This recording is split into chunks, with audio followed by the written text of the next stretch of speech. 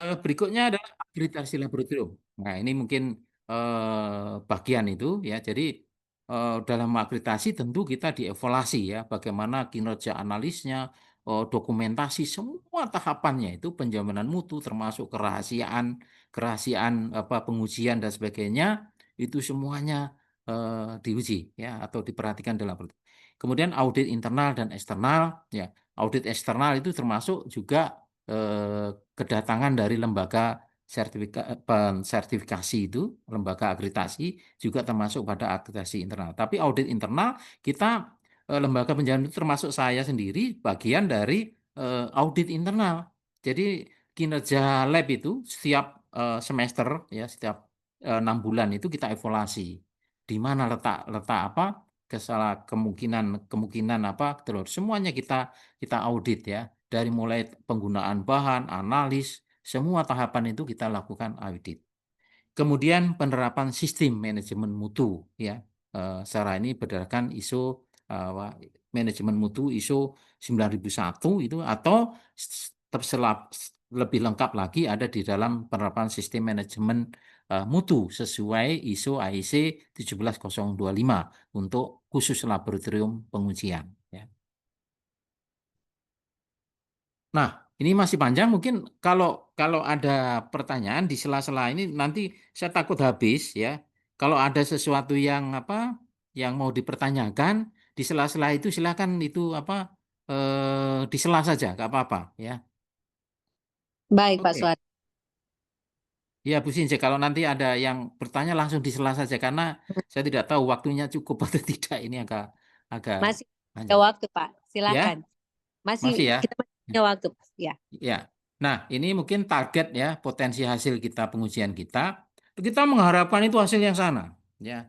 Jadi peningkatan akurasi dan penurunan ketidakpastian. Ini yang kita harapkan yang kanan atas ini. Yang kanan atas ini akurasi tinggi, presisinya tinggi. Nah, jadi biasanya dalam suatu pengujian itu akurasinya kalau akurasinya tinggi, presisinya juga tinggi. Tapi kalau presisi tinggi belum tentu akurasinya tinggi ya. Nah, ini biasanya biasnya tentu kecil. Kalau akurasinya tinggi, biasnya itu kecil.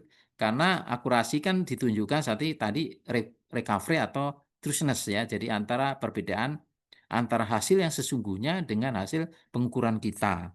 Nah, hasil sesungguhnya tidak bisa yang tahu kecuali dari bahan acuan ya. Jadi kita merujuk pada bahan acuan tadi. Kemudian kesalahan acaknya kecil. Jadi kalau galar randomnya tinggi, maka presisinya rendah ya. Jadi galat random itu selalu ada dalam setiap pengukuran, tidak bisa dihindari. Jadi galat-galat dalam pengukuran itu ada galat gross, ada galat random dan galat sistematik. Galat gross itu karena ceroboh ya, kecerobohan kita. Anda belum kompeten melakukan analisis ya, maka biasanya cenderung ceroboh ya kecerobohan. Ini kecerobohan itu hanya bisa dia dikurangi, diatasi dengan banyak berlatih dan pengalaman. Makin Anda berpengalaman ya dan banyak berlatih, punya keterampilan, pelatihan dapatkan pelatihan, maka galat grossnya itu minimal. Kalau galat gross terjadi, maka diulang. Biasanya kalau muncul galat gross itu outliernya, datanya itu pencilannya banyak ya. Kemudian ada galat sistematis. Galat sistematis juga menimbulkan ini bias ya. Jadi galat sistematis itu biasanya bisa dideteksi ya. Galat-galat yang muncul dan bisa dikurangi. Misalnya penggunaan bahan acuan, penggunaan regen yang tidak tepat ya. Itu bisa menyebabkan galat ya. Kemudian personel yang tidak kompeten juga bisa menimbulkan galat. Alatnya belum terkalibrasi juga menimbulkan galat. Nah, itu tapi itu galat-galat sistematis. Bisa diidentifikasi dan bisa dikurangi. Yang tidak bisa diidentifikasi dan kurangi adalah galat random ya. Nah, ini hasilnya kita. Nah, ini kalau eh, biasa hasil seperti ini akurasi rendah, presisinya rendah.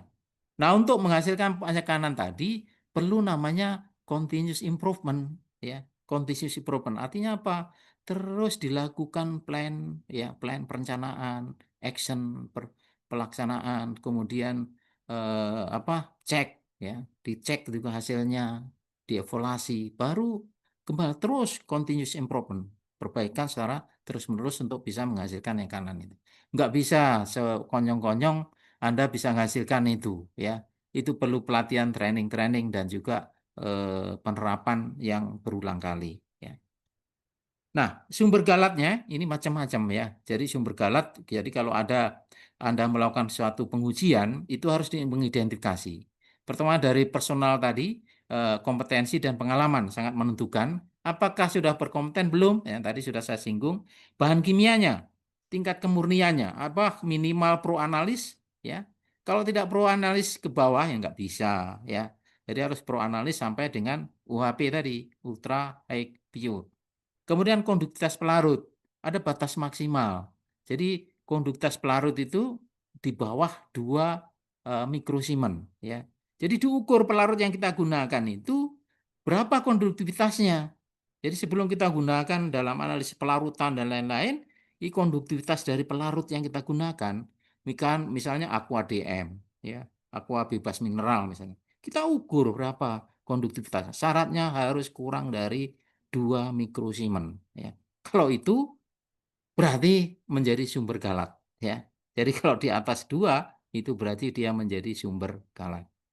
Kemudian kondisi dan itu tadi sudah saya singgung, metode pengujian apakah sudah terverifikasi atau tervalidasi, penanganan contoh uji profisiensi misalnya, ya batas waktu penyimpanan harus sebelum batas waktu analisis ya. Ya, aduh, kan punya rentang, misalnya BUD hanya bisa dilakukan 24 jam. Jadi harus dilakukan analisis sebelum 24 jam ya. Kalau logam berat ya, misalnya setelah diawetkan dengan asam nitrat bisa 60 hari 6 bulan misalnya. Nah, itu agak leluasa. Tapi ada parameter-parameter yang punya batas waktu penyimpanan yang sangat singkat. Kondisi penyimpanan. Kondisi penyimpanan juga diperhatikan ya. Jadi di situ 0 plus minus ya. Plus minus misalnya 4 derajat ya. Itu harus diperhatikan di ruang batas apa punya lemari penyimpanan sampel. Harus dibedakan dengan lemari tempat bekas sampel. Bekas sampel itu setelah analisis kan disimpan lagi. Jadi dalam batas waktu tertentu karena nanti bisa jadi ada komplain ya, komplain dari pelanggan dan sebagainya. Jadi harus punya 2 lemari, lemari penyimpanan sampel dan lemari bekas analisis, sampel bekas analisis ya. Kemudian ada pengendalian mutu tadi. Pengendalian mutu itu dari kurva kalibrasi.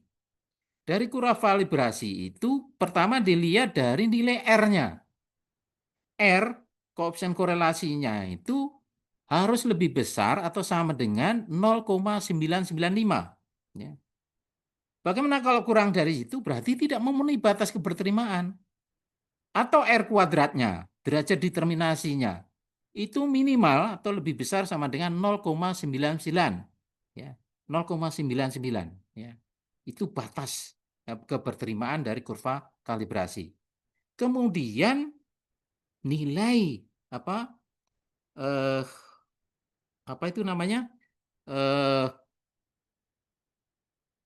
slope terhadap interceptnya itu harus diperhatikan. Perbandingan slope dengan intercept itu harus ya diperhatikan. Kurang dari sama dengan nanti dari MDL-nya. Nah, itu penting. Kemudian akurasi, presisi dan penggunaan blanko.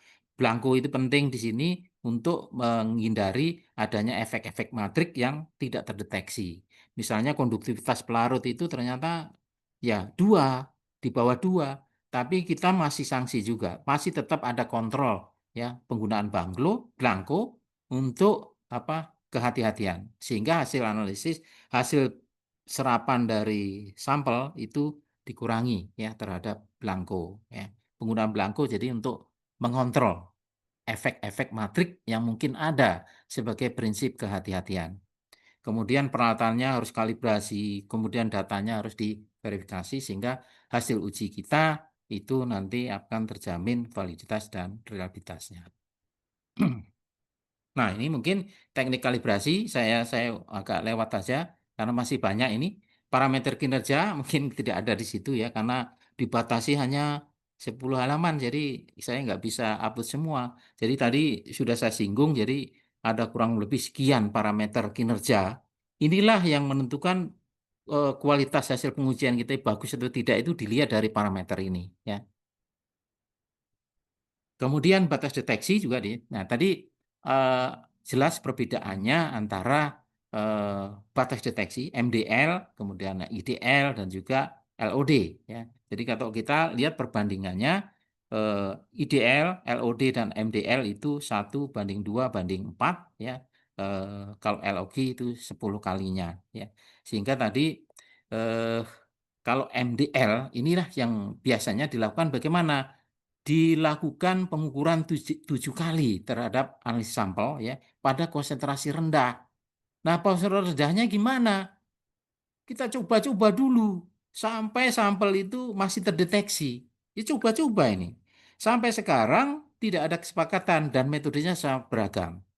Tetapi di dalam AWAC maupun dari EuroChem, ya, itu menjelaskan bahwa kita lakukan replika terhadap sampel, ya.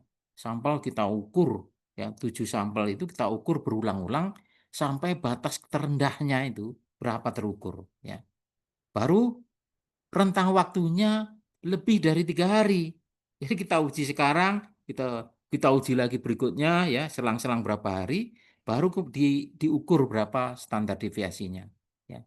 Nah, standar deviasinya hasil pengukuran 7 kali itu kita kalikan dengan 3,14, hasilnya adalah method detection limit.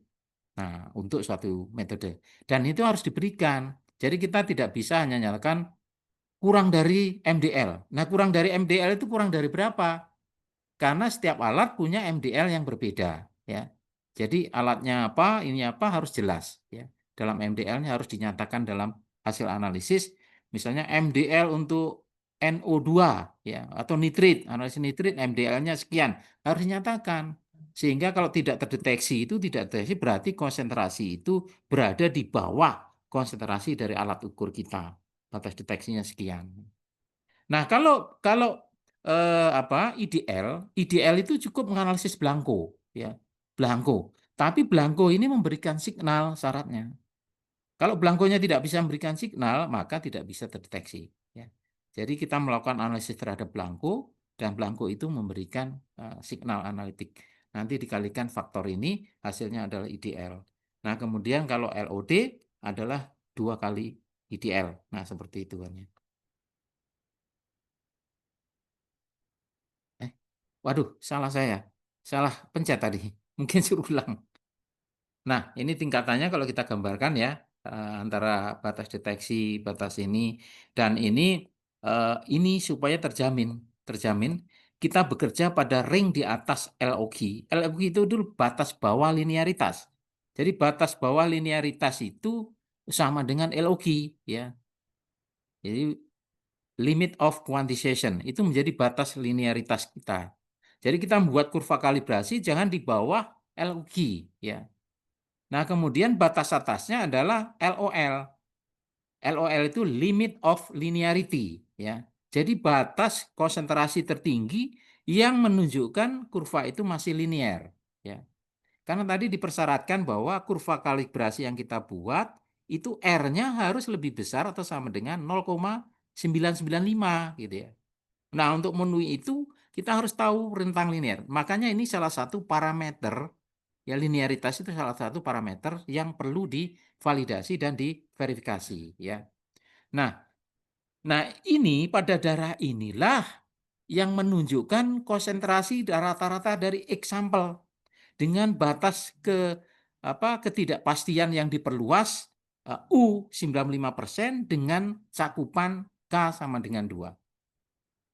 Jadi cakupan K sama dengan 2 itu adalah suatu kesepakatan yang secara umum diterima, ya, bahwa ketidakpastian itu menggunakan cakupan K sama dengan 2. Gitu. Jadi ring dari konsentrasi kita harus pada dalam daerah ring ini.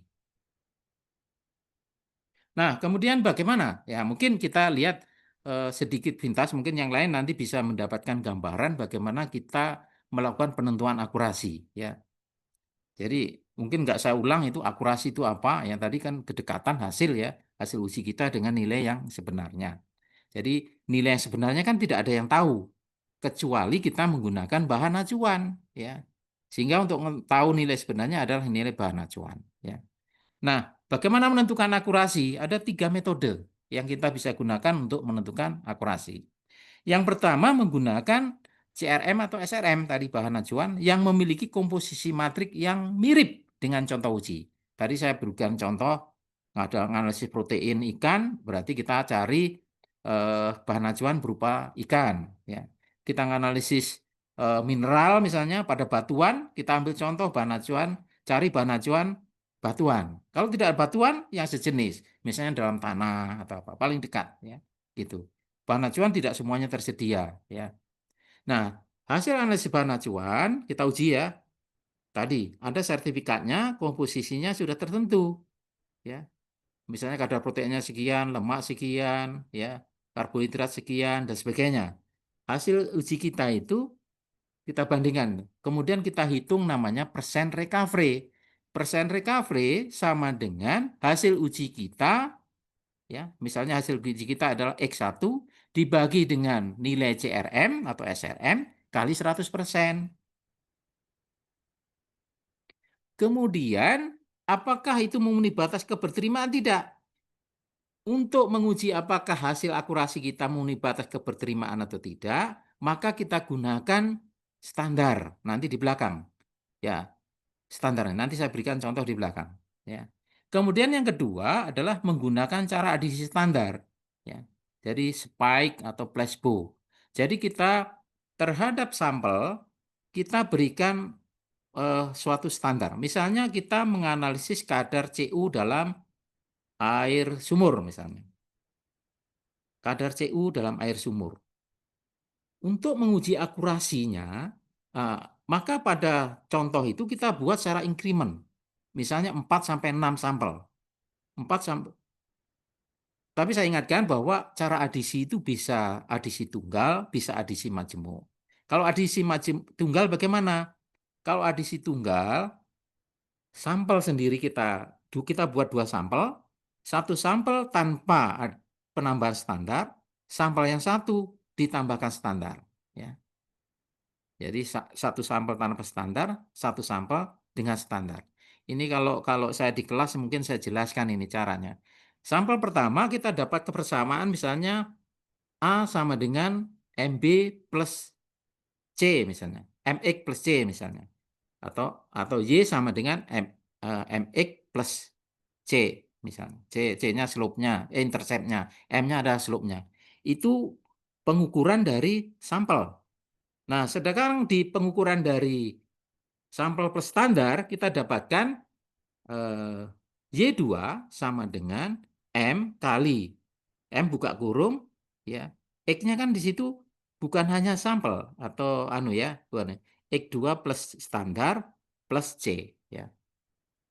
Maka kita bandingkan Y1 dibagi Y2 sama dengan MX1 dibagi dengan MX1 plus C standar ya ditambah C. Maka kita dapatkan di situ ya Y1 per Y2 sama dengan M-nya kan hilang. Kita bisa menghitung berapa konsentrasi dari X tadi. Persamaan itu kita uraikan, nanti kita dapatkan suatu konsentrasi dari X-nya ya. Nah, sekarang pertanyaannya bagaimana kalau multiple? Kalau adisinya itu majemuk.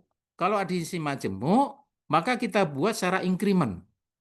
Sampel kita buat antara 4 sampai 6 ya. Jadi kita masukkan dalam volume yang sama. Sampel 4 sampai 6. Nah, pada sampel 4 sampai 6 ya, banyaknya tadi kita tambahkan larutan standar secara increment. Secara increment maksudnya gimana? Konsentrasinya naik ya. Naik secara gradual ya. Misalnya dari 1 ppm, 2 ppm, 4 ppm dan seterusnya. Kemudian kita buat kurva kalibrasi. Maka titik potong pada saat Y sama dengan 0, nilai X-nya itulah yang menunjukkan konsentrasi dari sampelnya. Ya, itu. Apakah itu akurat? Nah, dengan penambahan standar, ya, adisi standar, maka efek-efek matrik itu bisa dieliminir. Sehingga tingkat akurasi pengukuran itu bisa meningkat. Ya. Nah, itu. Yang ketiga, perbandingan dua metode independen yang digunakan untuk menetapkan anit sama. Metode independen berarti kita melakukan analisis secara paralel dengan dua metode yang berbeda. Metode independen itu metode yang secara prinsip berbeda. Misalnya, metode yang berdasarkan pada spektroskopi dibandingkan metode secara elektrokimia, misalnya. Secara AS dibandingkan secara misalnya ya konduktometri atau potensiometri atau kulometri ya. Ya. Itu dibandingkan ya. Secara prinsip berbeda kan itu. Harus independen, tidak boleh yang secara prinsip sama. AS dengan spektro itu masih sama secara prinsip spektroskopi. Nah, metode independen itu secara prinsip harus berbeda. Ya, misalnya kromatografi dibandingkan dengan metode spektro, boleh, ya, karena secara prinsip berbeda. Hasilnya gimana dibandingkan? Kalau hasilnya sama, ya, atau tidak berbeda signifikan, maka katakan metode yang kita gunakan cukup akurat, gitu ya. Itu cara memvalidasi akurasi. Dan akurasi dan presisi adalah parameter wajib yang paling menentukan ya terhadap metode yang kita pilih itu valid atau tidak valid. Jadi kalau akurasi depresinya tidak bisa memenuhi batas keberterimaan, nggak usah dilanjutkan. Berarti metode itu tidak cocok gitu ya. Kita terapkan di laboratorium kita. Atau kita lakukan evaluasi, ada sesuatu yang salah gitu ya dalam penerapan metode kita. Nah, dokter, apa gunanya ini? Batas keberterimaan persen R, batas keberterimaan persen recovery. Misalnya, kita bekerja pada ppm. Misalnya hasil pengujian kita rata-rata adalah dapatnya adalah 15 ppm. Nah, konsentrasinya 15 ppm, recovery-nya adalah 87% misalnya. Apakah 87 diterima? Nah, kita lihat di sini. 15 ppm itu berada dalam ring antara 100 sampai 100 sampai 10 sampai 100 ppm. Jadi dengan demikian batas keberterimaannya adalah antara 80 sampai 110 ya. Antara 80 sampai 110 atau 80 sampai 105. Jadi 87% tadi diterima gitu. Masih akurat gitu loh. Jadi kita hasil ujian kita dicocokkan dengan sini. Nah, sekarang pertanyaannya kalau misalnya konsentrasi kita adalah ya hanya 0,5 ppm. Nah, recovery yang kita peroleh pengujian dari bahan acuan itu ternyata kadarnya hanya 0,5 ppm. Hasil kita misalnya 0,35 misalnya. Berarti kita dapat berapa persen itu? 0,35 dibagi dengan 0,5 ya. Berarti kurang lebih 70% ya. Apakah 70% pengujian kita itu memenuhi batas keberterimaan? Tidak. Akurat tidak. Kita lihat tadi 0,5 ppm itu berada dalam rentang antara 100 ppb sampai dengan 1 ppm kan. Jadi kita bisa kita buat ekstrapolasi. Ekstrapolasi ke dalam persamaan ini sehingga batas keberterimaan berapa yang bisa diterima ya. Saya nggak bisa menulis karena hanya omong, tapi kalau di apa secara langsung bisa saya gambarkan ekstrapolasinya ya. Itu memenuhi tidak. Jadi, tapi kalau 70 jelas di luar ini ya. Tetapi kalau hasil pengujian kita pada tingkatan PPB, misalnya hasil kita adalah 40 ppb misalnya. 40 ppb berada dalam rentang antara 10 sampai 100. Kita ekstrapolasi. Kalau 40 itu berapa batas keterimaannya? Kita ekstrapolasi pada rentang antara 10 sampai 100. Berapa batas keberterimaannya? Kalau dalam ring itu, maka metode dikatakan akurat, gitu ya. Mungkin jelas ya?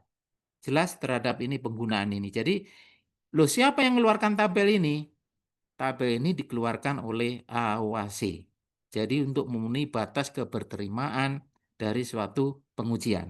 Sehingga tadi saya katakan suatu metode secara umum dikatakan sangat akurat kalau dia punya recovery 100 plus minus 5%. Nggak perlu tabelin lagi. Sudah pasti dia sangat akurat gitu ya. Tapi kalau di bawah itu dilihat dulu batasan konsentrasinya berapa. Konsentrasi rata-rata pengukuran kita itu berapa gitu ya. Itu. Oke, mudah-mudahan bisa ditangkap itu. Yang berikut parameter yang kedua adalah presisi tadi. Jadi presisi kedekatan hasil pengujian secara berulang, gitu ya. Kita berulang hasilnya berdekatan. Hasilnya berdekatan itu belum tentu akurat, ya. Hanya pengujiannya relatif konsisten aja, tapi akurasinya belum tentu, gitu ya. Jadi presisi biasanya dinyatakan dengan ketidakcermatan, imprecision. Nah, dihitung mulai tadi pakai persen relatif persen different atau pakai persen RSD, ya. Kalau pengujiannya 2 kali tadi persamaannya sudah saya jelaskan tadi ya. Nah, ada 2 macam presisi, ada namanya repeatabilitas, ya. Jadi ukuran presisi kecil. Jadi ukuran presisi kecil itu perubahan-perubahan presisi, ya, yang dilakukan misalnya pada sampel yang sama, lab yang sama, ya, ini apa yang sama, bisa juga analisis berbeda, ya, analisis berbeda mengujikan ini. Itu presisi kecil saja. Jadi bisa dilakukan oleh alat laboratorium yang sama, menggunakan alat sama, ya, dalam waktu yang sama, itu. Itu namanya presisi kecil. Tapi kalau sudah ada perubahan, ya, tadi saya lupa. Kalau ganti analis membandingkan analis A dan B, ya, itu sudah reprodusibilitas, ya. Reprodusibilitas itu ada namanya reprodusibilitas antara. Kalau dalam laboratorium yang sama, tapi analisnya berbeda atau waktunya berbeda, ya, itu namanya presisi antara, ya, presisi antara atau intra precision, ya. Jadi bukan presisi kecil tapi presisi medium. Tetapi kalau antar di lab biosain diuji lagi di lab kimia misalnya, itu sebenarnya reproduksibilitas besar, ya. Sudah antar laboratorium, ya, antar laboratorium, ya. Atau alat berbeda itu sudah antar, ya, itu ada reproduksibilitas besar, ya. Jadi ini juga menggambarkan tadi yang disebut dengan mirip-mirip dengan ruggedness, ya, robustness dan ruggedness tadi. Mirip ya, tapi tidak sama, ya. Jadi mungkin bisa dibedakan repeatabilitas kecil itu, ya, presisi kedekatan hasil pengujian yang dilakukan oleh laboratorium yang sama, ya, eh, analis sama, alat yang sama dalam waktu yang bersamaan. Itu betul-betul kecil. Kalau antara laboratorium sama, alat sama, waktu sama, eh, analisnya berbeda, atau analisnya sama, waktu berbeda, itu apa repetibilitas antara, ya. Tapi reproduksibilitas itu bisa antar lab, ya, atau antar analis yang lab dan analis dua-duanya dibeda itu justru ruggedness-nya itu akan kelihatan reproduksibilitasnya, ya. Nah, bagaimana cara cara apa pengujiannya? Ini dari standar EURICHEM, ya. Memang kalau Anda bekerja dengan analitik itu perlu tadi pengendalian mutu itu luar biasa rumitnya, ya, tidak mudah dan perlu biaya tinggi. Sehingga di laboratorium pengujian itu harusnya sangat mahal, ya. Karena kita boros penggunaan bahan acuan. Setiap analisis kita menggunakan bahan acuan mahal dan tahap-tahapnya itu setiap ini harus kalibrasi lagi, harus, ya, terlalu ribet. Nah, EuroChem itu memberikan bagaimana kita melakukan, ya, pengujian terhadap reproduksibilitas dan juga repeatabilitasnya, ya. Jadi kalau alat sama, ya, alat analis, alat lab sama, skala waktu analisis pendek artinya hampir bersamaan, kita melakukan pengujian terhadap sampel, ya. Ini bisa pakai CRM, bisa belangko, ya, belangko contoh. Nah, belangko contoh itu yang sulit, ya. Mengambil belangko contoh yang mirip betul itu yang sulit, ya. Misalnya kalau Anda ingin menganalisis vitamin C, ya, vitamin C, maka belangko contohnya apa? Mungkin bisa mudah, ya. Yang mirip itu mungkin bisa ada di jeruk, ya, sebagai belangko contoh, ya, di jeruk. Tapi kalau yang sampel-sampel air dan lain-lainnya agak sulit mencari. Artinya belangko contoh itu yang matriknya mirip, ya. Matriknya mirip dengan contoh gitu, ya. Itu yang sulit, ya, nggak mudah dilakukan. Nah, tapi EuroChem itu memberikan prosedur seperti itu. Jadi pengulangan pengukuran sebanyak 10 kali, kemudian dihitung nilai standar deviasi. Hasilnya adalah repeatabilitas atau presisi kecil tadi, ya. Kalau ini semuanya sama. Tetapi ada satu yang dirubah, misalnya analis dan alat berbeda. Analis dan alat berbeda tapi di lab yang sama. skala waktu analisis relatif lebih panjang. Maka kita sudah disebut namanya intra-laboratorium. Jadi reproduksibilitas intra. Jadi yang saya sebut tadi semi ya, semi reproduksibilitas gitu ya. Atau reproduksibilitas kecil gitu ya. Nah, tapi kalau semuanya berbeda, maka kita disebut dengan yang disebut ruggedness tadi. Jadi reproduksibilitas interlaboratorium, antar laboratorium. Ya. Nah, ini biasanya dilakukan melalui studi kolaborasi, uji antar laboratorium atau uji profisiensi tadi. Ya. Nah, bagaimana sekarang pertanyaannya? Hasil pengujian tadi kan dihitung standar deviasinya. Ya. Jadi kita mendapatkan 10 kali pengujian, kita dapatkan nilai rata-rata dan mendapatkan nilai apa tadi? Standar deviasi ya. Nah, kita harus berapa batas yang menyatakan bahwa hasil pengujian kita presisinya bisa diterima, artinya valid ya. Maka kita menggunakan persamaan Horwitz ini.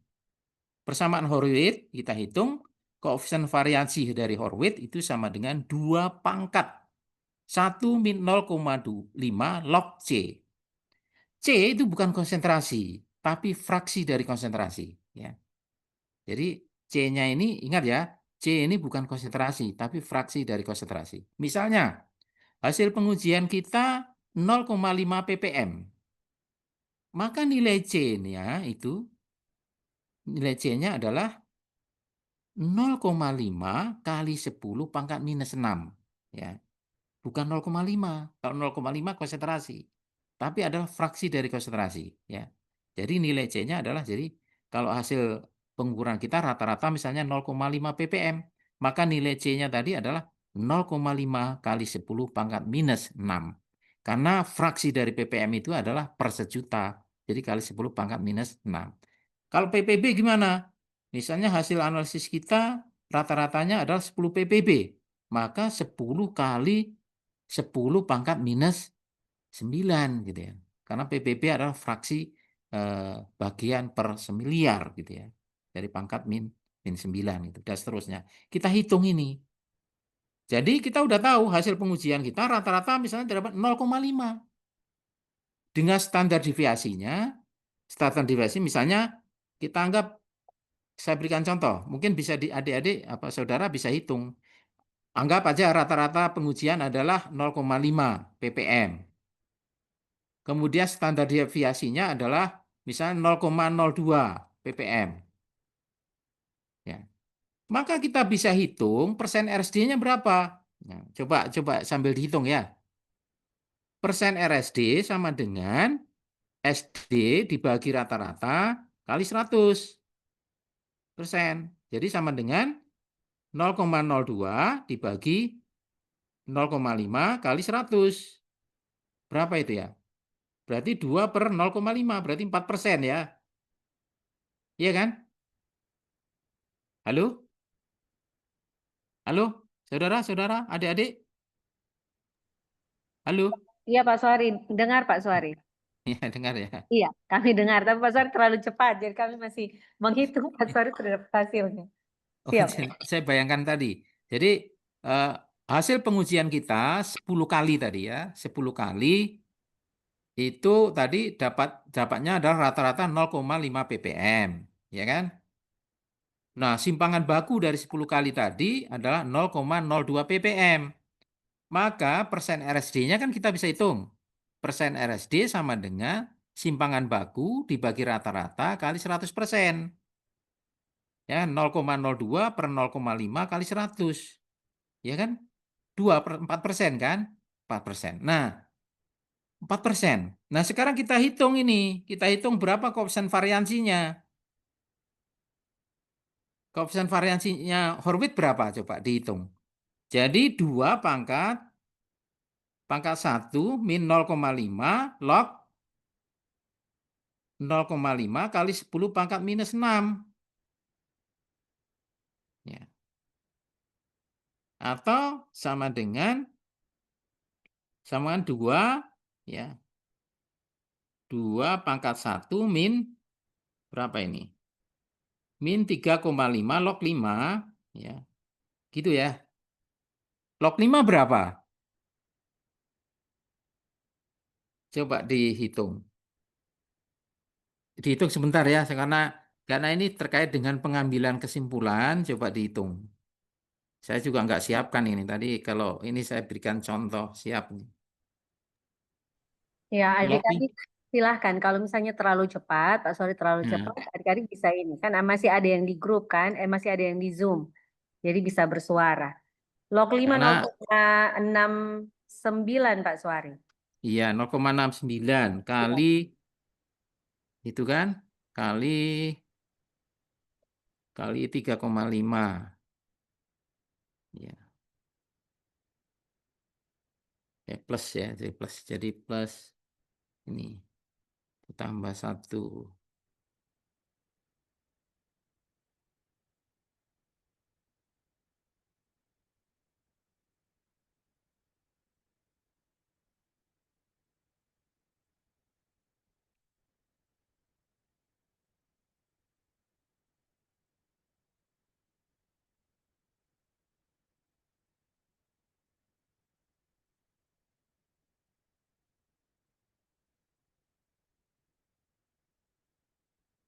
ya, dapatnya 10 ya, 10,90 ya.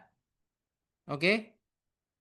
Jadi koefisien variasi Horwitz sama dengan 10,90%. Oke. Kalau dihitung dapat gitu ya. Mudah-mudahan nggak salah saya hitung secara sepintas 10,90% ya dengan contoh ini. Maka tadi kita bandingkan persen RSD kita, hasil pengujian kita adalah 4%. Batas keberterimaan Horwitz itu maksimum adalah 10,90%. Maka reproduksibilitasnya diterima tidak? Presisi besarnya kalau antar laboratorium, hasil pengujian gitu antar laboratorium, di bawah hasil kita 4%, di bawah 10,90%, maksimal 10,90% persen RST-nya. Kita dapatkan di bawahnya hanya 4%. Maka hasil pengujian kita memenuhi batas keberterimaan presisi gitu ya. Nah, sekarang reproduksibilitasnya itu. Kalau repetibilitasnya kita ikut lagi, berarti kita kalikan 2/3 kali 10,90%. Batas keberterimaan ini berapa? Kali 0, ya 10,90 kali 2 dibagi 3. Nah, batas keberterimaan untuk reproduksibilitas tadi 10,90%. Batas keberterimaan untuk repetibilitas atau presisi itu 7,26%. 7,26% ini asalnya dari ini. 2/3 kali koefisien variasi Horwitz. 2/3 itu 0,67 itu. Kali koefisien variasi harganya adalah 7,26. Jadi hasil pengujian 4% kurang dari batas maksimal koefisien variasi 7,26. Sehingga baik presisi maupun reproduksibilitas memenuhi batas keberterimaan. Gitu. Nah, itu ya. Bisa ditangkap, adik? Saudara-saudara bisa nangkap nggak? Atau terlalu cepat? Adik-adik silahkan. Silakan kalau ada Dan kalau pertanyaan. sampai di ini, sampai di posisi ini ada yang mau bertanya atau mungkin Pak Suari terlalu cepat bisa bersuara. Silahkan. Ini mohon izin Pak Suari. Iya, Ya, memang Ibu Serly materi selanjutnya, tapi Ibu Serly belum hadir, jadi iya. kita masih bisa Kita, menggunakan kita terus waktu. dulu ya. Iya, Ada pertanyaan nggak? Kalau nggak, saya lanjut. Tidak ada? untuk sementara tidak ada Pak Suari. Oke, saya lanjut. Nah, gambar di sebelah kanan itu adalah gambar ya koefisien variasi dari Horwitz, grafik koefisien variasi dari Horwitz. Artinya tingkat PPB makin kecil, konsentrasinya makin kecil, maka batas keberterimaannya makin lebar ya. Jadi konsentrasi ke sana makin kecil, itu batas keberterimaannya makin makin lebar ya. Batas keberterimaan terhadap presisi maupun reprodusibilitas ya. Ini gambar yang menunjukkan bagaimana diagram hubungan antara batas keterimaan terhadap konsentrasi tertentu terhadap nilai persen RSD. Ya. Oke. Nah, ini yang saya bilang sampaikan itu. Jadi kita dalam manajemen mutu itu harus lakukan tadi konsistensi validitas data pengujian itu sangat bergantung pada program tadi. Kita harus buat plan ya. Apa yang kita rencanakan kerjakan.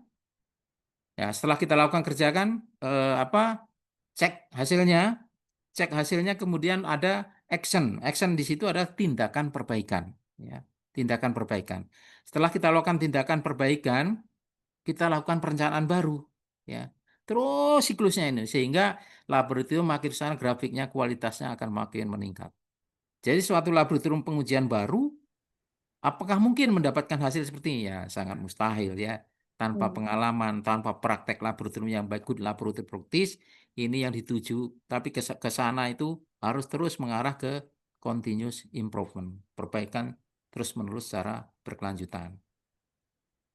Oke, sekarang bagaimana dengan pengendalian mutu? Ya, pengendalian mutu itu Pak tadi ada Suari, eksternal, ada internal. Ya, ya, halo Pak Eks- Suari. ya. Iya, kami mohon izin Pak Suari. Saya dapat informasi kalau Ibu Sherly sudah ada di tempat. Oh, ya, ya. Mohon izin karena waktu kita terbatas. Apa mungkin kita kasih kesempatan dulu ke adik-adik, mungkin ada yang mau bertanya. Ya, silakan. Iya, silakan adik-adik.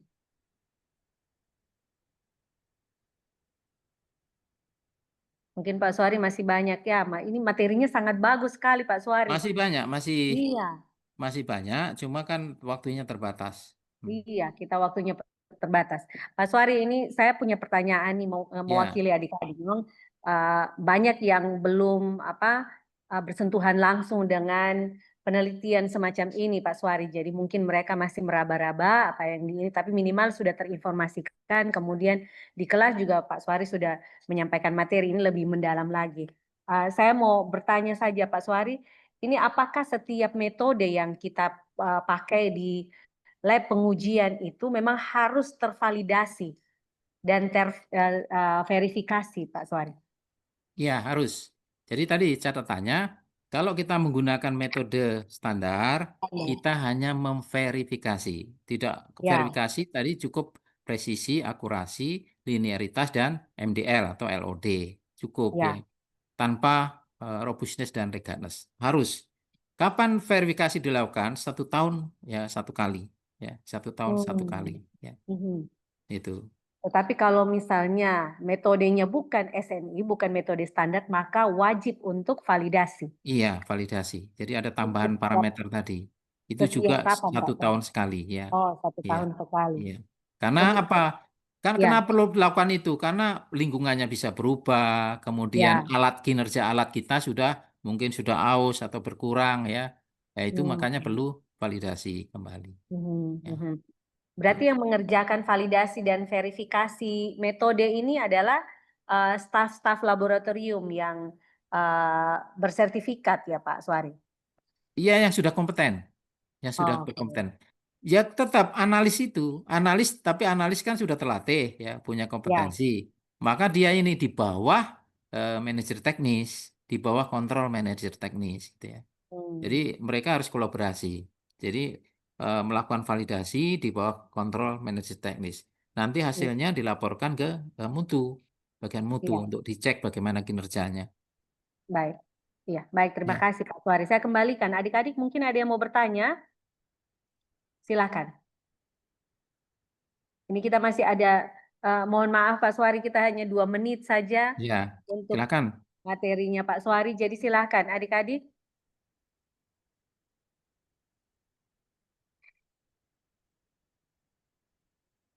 Iya, Yang Mas. Pak, ada Pak. Oh ada, halo ya. Pak. Iya, Silakan. Pak Siapa tadi ini? Kurnia ya? ya Pak. Oh iya, ini orang lab Biusain ini. Yang di bagian syarat keberterimaan tadi tuh Pak, kalau seandainya dia punya persen RSG-nya tidak memenuhi syarat itu bagaimana Pak? Apa yang Ya. akan kita lanjuti? Nah, kalau dia misalnya batas keberterimaannya tidak memenuhi syarat, apakah persen recovery ataukah persen RSD-nya ya. batas keterimaan akurasi atau presisi, apa yang dilakukan? Maka kita lari ke tahap berikutnya, ya. Plan kita evaluasi. Kan tadi ada plan, do, check, action, ya kan? Itu kan sudah kita rencanakan itu. Metode sudah kita rencanakan, prosedur sudah kita rencanakan, alat sudah ini semua kita terapkan, ternyata hasilnya tidak ini, kita evaluasi.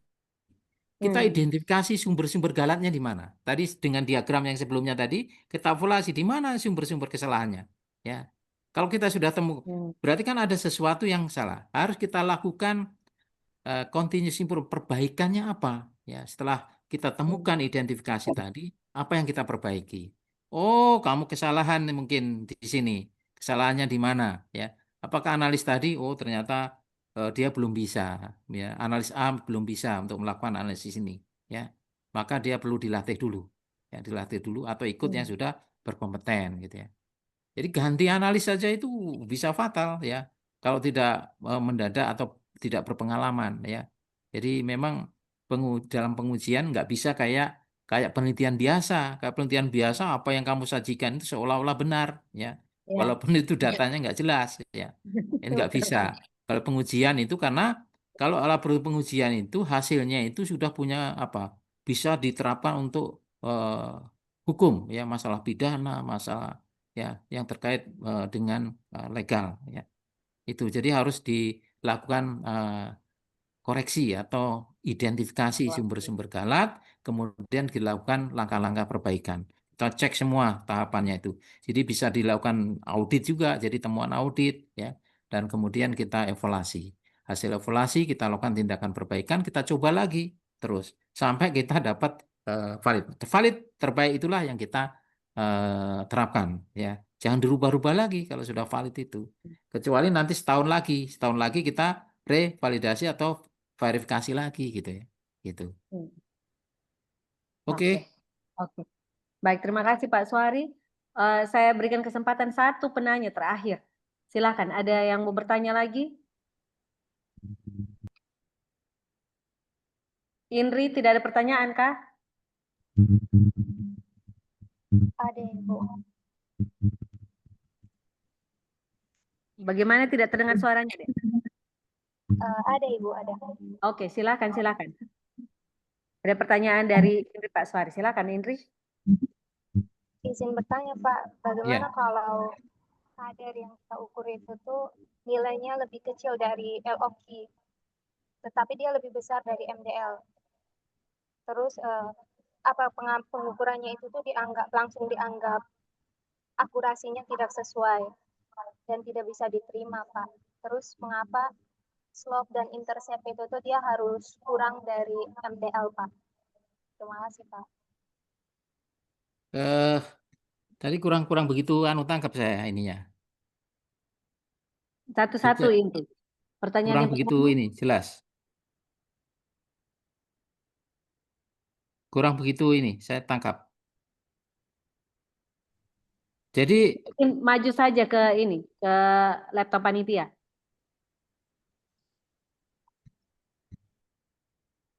nah ini pengendalian mutu mungkin bisa dilihat ya, mungkin bisa ditanyakan ini. Yang tadi mungkin nyambung dengan sini, mungkin jelas bisa dilihat ini.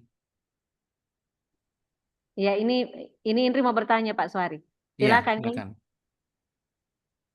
Nah, tadi saya mau bertanya Pak, bagaimana kalau kadar yang kita ukur itu tuh nilainya lebih kecil dari LOQ, tapi dia lebih besar dari MDL.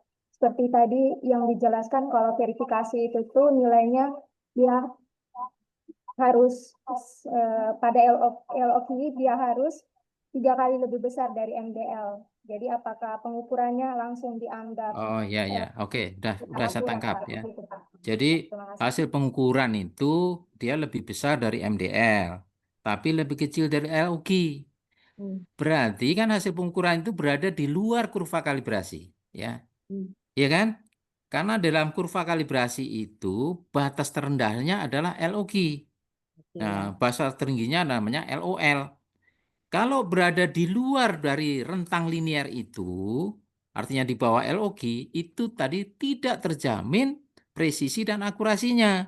Sehingga X bar, X rata-rata yang kita hasilkan, nilai terukur yang kita hasilkan itu tidak terjamin akurasi dan presisinya. Sehingga dengan demikian tidak bisa diterima, ya, tidak perlu diuji dengan Horwitz lagi, memang tidak bisa diterima, ya. Jadi suatu pengukuran nilai dalam sampel itu harus berada dalam ring kurva kalibrasi, ya. Jadi harus dalam ring di atas LOG dan di bawah dari LOL. Dengan batasan ini yang saya sebut tadi. R-nya itu harus lebih besar dari sama dengan 0,995, ya. Kemudian interceptnya kurang dari MDL dan sebagainya. R-nya harus lebih besar dari 0,990, ya. 0,99 gitu ya. Itu harus dipenuhi. Kalau di luar itu dia terdeteksi tetapi tidak punya batas kepercayaan terhadap akurasi dan presisi. Sehingga kesimpulannya akurasi dan presisi tidak bisa diterima, ya. Itu ya singkat saja, ya. Jadi pengertian LOG itu sama dengan batas deteksi sebetulnya, cuman dia mampu terukur dengan tingkat akurasi dan presisi yang bisa diterima, gitu ya. Berarti kalau di bawah itu sudah jelas tidak bisa diterima presisi dan akurasinya. Ya. Oh, Pak Suari, saya Ya. izin. Berarti kalau misalnya kita dapatkan nilai hasil pengujian dan dia nilai tertera pada laporan itu kurang dari MDL, kita bisa minta ke ini labnya untuk nguji ulang, Pak Suari. Oh, bukan begitu. Kalau suatu hasil pengujian kita berada di bawah MDL, ya kan? Ya. Bawah MDL, berarti alat itu nggak bisa deteksi. Kalau tidak berdeteksi nggak bisa diukur presisi dan akurasinya.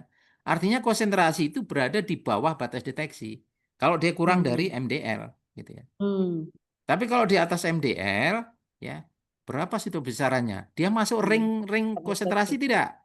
Ring linearitas tidak? Kalau masuk ring linearitas, ya berarti ada batas perlu diuji akurasi presisinya. Tapi kalau tidak masuk dalam ring linearitas, sudah pasti dia tidak presisi dan akurat, ya. Berarti bisa diterima, tapi presisi dan akurasinya tidak bisa terjawab, ya. Iya, tapi kalau dinyatakan kurang dari MDL, berarti alat itu tidak mampu mendeteksi pada batas konsentrasi dari analit itu. Ya. Jadi konsentrasi analit lebih kecil dari kemampuan alat untuk mendeteksi atau kemampuan metode untuk mendeteksi. Iya. Iya. Siap.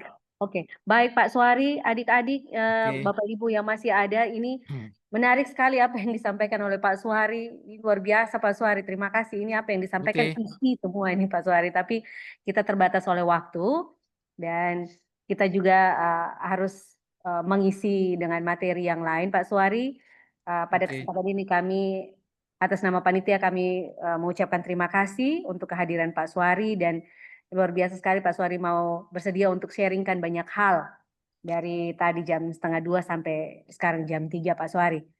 Jadi terima kasih Pak Suari sekali lagi dan terima kasih adik-adik yang sudah berpartisipasi. Baik, ya saya izin lab sampai ketemu lagi nanti di Kupang, ya. Siap, Ya, Pak Suari. Kami ya. izin untuk nanti bisa konsultasi silakan lebih berlanjut ya, Pak Ya. Mesak, Pak Marlon, silakan. Saya Baik, izin lab. terima kasih. Ya. Baik, terima kasih Pak Suari, Pak Ya, Marlon, Pak Mesak.